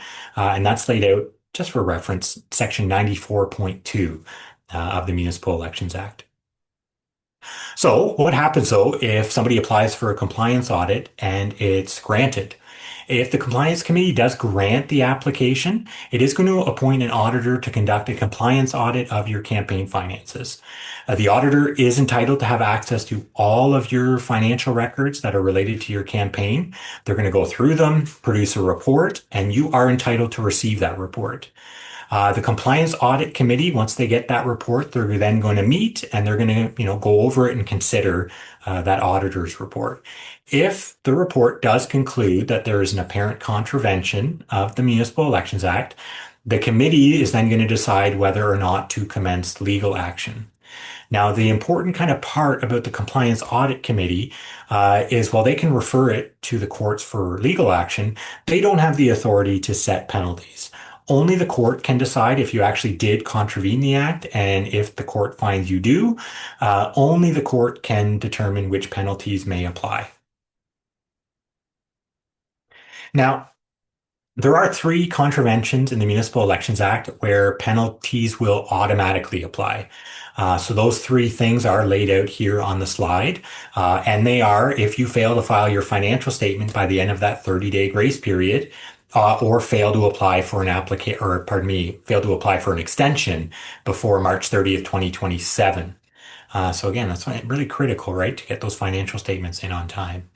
If when you file your financial statement, it shows that you exceeded your spending limits, you could be subject to an automatic penalty. If you end up with a surplus and you do not turn that over to the clerk when you file your financial statement, you could also be subject to a automatic penalty. So what is the penalty? The penalty is that you will forfeit your office if you did win the election, and you would become ineligible to run or be appointed to fill a vacancy until after the 2030 election. So, effectively, that means you really wouldn't be able to run again until 2034. There are some other penalties that are laid out under the Municipal Elections Act. If you are convicted of an offense, you could be subject to some of these penalties that are laid out there on the slide. Could be a fine of up to $25,000, ineligibility to vote or run in the next general election. Could be up to 6 months in prison. And if you did win, forfeiture of your elected office, if the judge does find that you committed the offense knowingly. Now, on the last slide, I did indicate that if you're convicted of exceeding, the spending limit, you do automatically lose your seat. In addition, the judge may also fine you the amount by which you exceeded the spending limit. So, promise that's the end of the campaign finance rules. We will get into the voters list and proxy voting now for the next few slides. And then we're really almost at the end of the presentation. So for the voters list, starting in January 1st, or from January 1st, 2024, the Chief Electoral Officer from Elections Ontario has taken over the responsibility of preparing voters lists from MPAC, who used to have that authority. And they are going to manage a permanent register of electors for both provincial and municipal elections. So Elections Ontario, they're a nonpartisan office of the Legislative Assembly of Ontario, and they are responsible for administering provincial elections, led by the Chief Electoral Officer. Elections Ontario is governed by the Election Act and the Election Finances Act. Now, Elections Ontario does administer provincial elections. It does not administer local municipal elections. Their role is just providing that up-to-date voters list information to municipalities. So that voters list for each municipal election is going to be prepared using data from the Permanent Register of Electors. It'll be called the Register formally by Elections Ontario. And Elections Ontario does work with local partners so that they have the most up-to-date voters list to support their elections. But Voters all over Ontario can update their information on their own, and they can do that, of course, both for local and provincial elections. Somebody would do that by going to registertovoteon.ca, and that's the place where you can confirm, update, or add information to the register or the voters list. So when it comes to the voters list, it does become a public document on September 1st, 2026. As a candidate, you can request that the municipal clerk give you the part of the voters list that relates to the office you are running for. This request does have to be in writing. In order to receive the voters list from the municipal clerk, you have to give them a written acknowledgement of the following. There's 3 items there listed on the slide, but you need to say that you will only use the list for electoral purposes, not for commercial purposes, that you are bound by the restrictions set out in the Municipal Elections Act relating to handling the voters list, and you will only share the list with others, so that's really just going to be your campaign workers, after you obtain a similar written acknowledgement from them. So there are some restrictions as a candidate when it comes to the voters list that you really want to make sure you're aware of. You are the only person that can share the voters list. If you give it to somebody else, they are not allowed to share it further. You have to keep track of who you've shared the voters list with. If you give somebody a physical copy of the list, they must return that copy to you. You can share an electronic copy, but if you do share an electronic copy, that person must destroy the copy and they must provide you with a written acknowledgement that the copy has been destroyed. You cannot keep copies of the voters list after the campaign has ended. On or before the day your campaign ends, you must destroy the copy of the voters list that you received from the clerk, have any print copies that you shared with other people returned to you. Also, you're going to need to destroy those. And then if you did share any electronic copies with people, ensure that you have received written acknowledgements from anybody that you did share that electronic copy with, that the electronic copy has been destroyed. This is also laid out in the candidate's guide, these restrictions and written acknowledgements. So again, another reason, really critical, recommend go look at the candidate's guide. When it comes to that written acknowledgement, just some information there. Again, this is going to be in the candidate's guide. We'll go over it really quickly though. Before you do share that list with someone, you must obtain a written acknowledgement from that person. The written acknowledgement is going to confirm that they will only use the list for electoral purposes, not for commercial purposes. They will not share or give the copies of the list to anyone else. If they receive a physical copy of that list, they are going to return it to you. And if they receive an electronic copy of the list, they're going to destroy the copy and give you a written confirmation that that electronic copy has been destroyed. Now, those written acknowledgements should set out the dates by which people must return those physical copies to you, or give you that written confirmation that the electronic copies have been destroyed. You have to keep records of these written acknowledgements that you received until November 15th, 2030, when the next council or school board, as the case may be, takes office. You must also keep any written confirmations that electronic copies of the list that you provided have been destroyed. So again, kind of talked back. I know I said wouldn't talk about campaign finances anymore. Goes back though, right, to that record keeping requirement. Record keeping is going to be a very critical piece of your campaign. So finally, voting proxies. There are a number of reasons why someone would appoint someone else to vote on their behalf. Could include an absence from the area, maybe an illness, disability, something like that. This is covered under Section 44 of the Municipal Elections Act, which talks about the issuance of proxy forms. So that does state that no appointments can be made until the later of all nominations being certified and the time for withdrawing nominations has expired. Clerks may designate a place and time for presentation of proxy voting applications and appointment forms for clerk certification. So you'll need to check with your local municipality to see what their voting proxy procedures are, if they do allow them. On days of advance voting, the clerk's office or maybe another location may be designated as a voting place and must be open from noon to 5 p.m., which is covered under Section 44, subsection 6 in the Municipal Elections Act. And finally, assignment of proxy vote is the responsibility of an eligible voter, and it's their responsibility to appoint an identified eligible voter.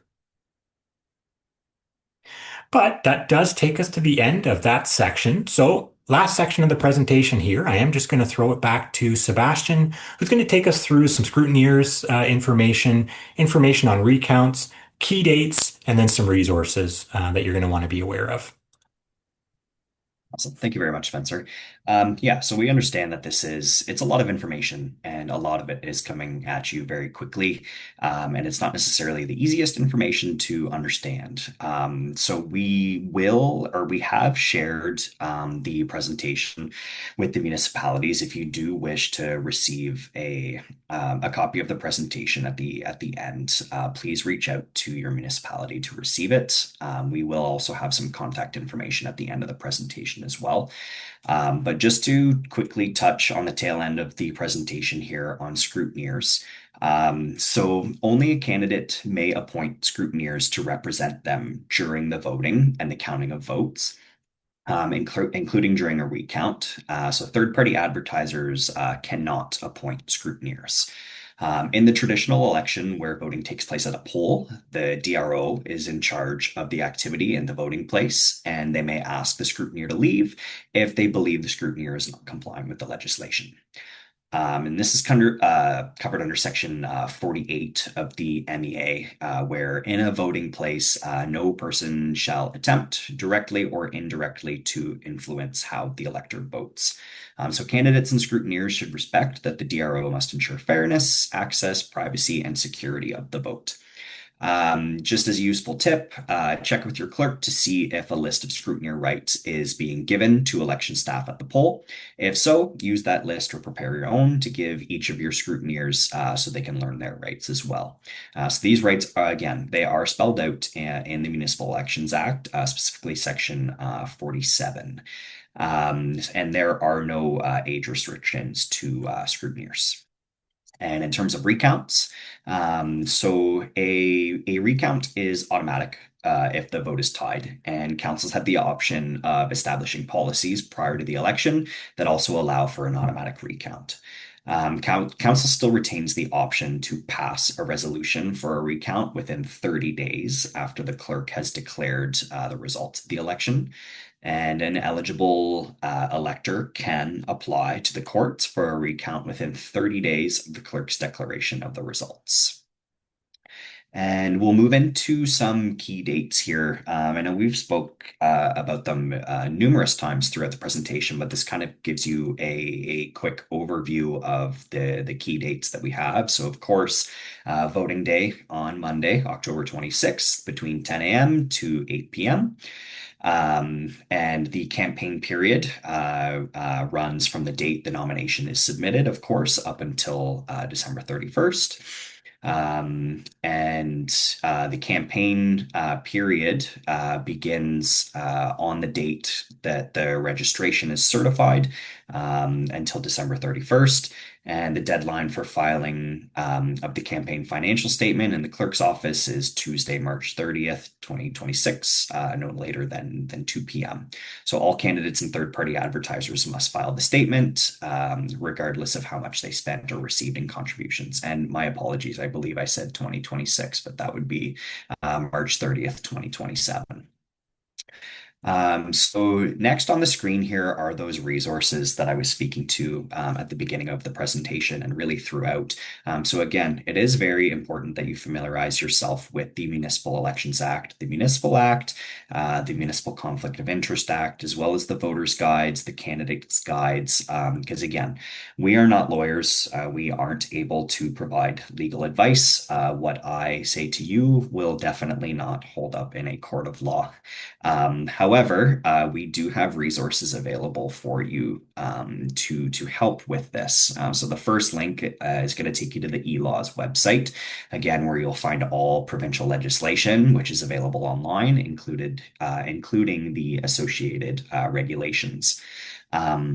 So the second link is to the Ministry of Municipal Affairs and Housing website. So from that site, you'll be able to access those voter guides, candidate guides, and the third-party advertisers guides as mentioned. And with that, we will move it over to the Q&A portion of our presentation, but we'll just skip, to that next slide. Thank you. If you want to record our contact information and reach out to us afterwards, if you're not comfortable with asking a question in front of the group, by all means, please do reach out to us afterwards. But with that, thank you so much for having us. Yes, thanks everybody. Okay, thank you, gentlemen. We do have about 5 questions in the Q&A area. I will just note that if you have a different version of Zoom where you do not have access to the Q&A function, then you can by all means use the raise hand feature and I can unmute you and allow you to ask your question. But I'll go through the ones that we have here now. So the first question says, if a person works for a different municipality but posts on media or attends functions, where would we complain? I read this one a couple times. I'm not sure I would have enough information to answer that question, but I'll see if Spencer or Sebastian wanted to give it a go. I'm not sure I fully understand the question. I would say just maybe generally, you'd want to file a complaint with the municipality, like where that function is or wherever that's happening. But I think I need more details, so I'm not sure I can really answer the question. I don't know if to get more information there, or if you'd like to reach out to us, certainly see if we can get more and provide more information there. Yeah, so whoever asked that question, we do allow anonymous questions in here. Whoever asked that question, if you want to reach out to your local clerk or reach out to Sebastian or Spencer through the contact information they shared in their final slide, they might be able to direct you a little bit better. So the second question is, does a person who wants to run as a counselor but is employed by one town over, do they need to tell their employer? Good So question. I was going to say, we covered it just at the beginning of the presentation there. So maybe hopefully it answered your questions, but you would have to take a leave of absence if you're running within the same municipality. You can, however, run in a separate municipality, but we did have that caveat there to check with your employer if there are special rules or policies that would apply at that point. Yeah. Perfect. Thank you, Sebastian. The third question, it was answered by yourself already. Can we get a copy of these slides presentation? So your local municipalities all do have copies of these presentations. If you want to reach out to your local clerk, they will ensure that you get a copy of that. We have recorded this session. Depending on how well the recording turns out, you may see it pop up on your local municipal website as well. The next question, for compliance audit, would it be beneficial to submit the campaign financial audit to the committee without an elector requesting one to help clear up information for the clerk to forward funds to the municipality in a more timely manner? Or can only an elector request a campaign audit? So I'll take that one. Only an elector can request a compliance audit through the compliance audit committee. They're not there to, review your financial statements beforehand to make sure that you followed the rules. That really is your responsibility as a candidate, which again, why we stress, get familiar with the rules, check out the candidate's guide. There is a ton of good information there. But ultimately, only an eligible elector, can request a compliance audit or make that request to the compliance audit committee. Okay, the next question is, where can candidates guide be accessed? I think Sebastian, you went over that already as well by providing the links to those documents. I think most of the local municipalities have links to them on their websites as well. Yeah, and a quick Google search will definitely get you there as well. Yeah, to the province's website. Next question, can contributors claim their donations? It's a good question. I think what this is asking is, like a tax kind of claim on your tax submissions every year. I know that is a thing for, I think, provincial and federal elections, although even I'd want to check with an accountant just to be sure. However, I do know when it comes to municipal election contributions, they are not tax claimable on your income tax returns. which actually is also covered in the candidates and the voters guide. Another plug for the candidates guide. And speaking of which, next question, is there a page where we can click those links? We can't click them through Zoom. And again, that's in these packages. Reach out to your local municipal clerk's office, and they'll provide you with a copy of these documents, either probably by email, and the links will be clickable in those documents. And the last question I have right now is it after we submit and pay our application package, can we advertise as a council running candidate, or do we need to wait until August? So no, as soon as you do file your nomination, if that's tomorrow, you are then a candidate running for council. Now, I think maybe just where the question's coming from is there is the deadline of August 21st, and then the clerk certifies those nominations by August 24th. Now I'm really being tested to make sure you do end up on the ballot. However, no, as soon as you do file your nomination, whether that be May 1st or June 30th or August 21st, as soon as you file that nomination form with the clerk in the municipality, that's when your campaign starts. And just for clarity, you can advertise or make known to people your intention to run prior to that date, because you obviously have to do that in order to get your endorsements. Mm-hmm. And that's it for Q&A. Jessica, over to you. Great, thank you. So I just want to thank Michelle, Spencer, Sebastian for the presentations this evening, and for everyone else for joining and your interest in running in the 2026 elections. As mentioned in the presentation, the first day to file a nomination is Friday, May 1st. And please reach out to your municipal clerk's department for information on the nomination process. Just a reminder that there are 2 in-person sessions being held next week on Wednesday, May 6th and Thursday, May 7th. And details on those sessions, we will have different presenters at those sessions. Details can be found on municipal websites and social media channels. And again, thank you so much for joining. I'm just going to share the contact information now.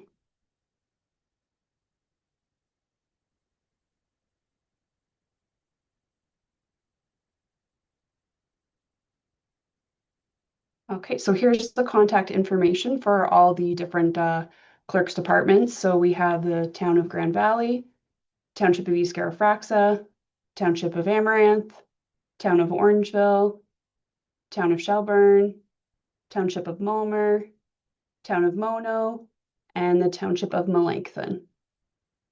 So we'll leave that up for a moment before we end the session.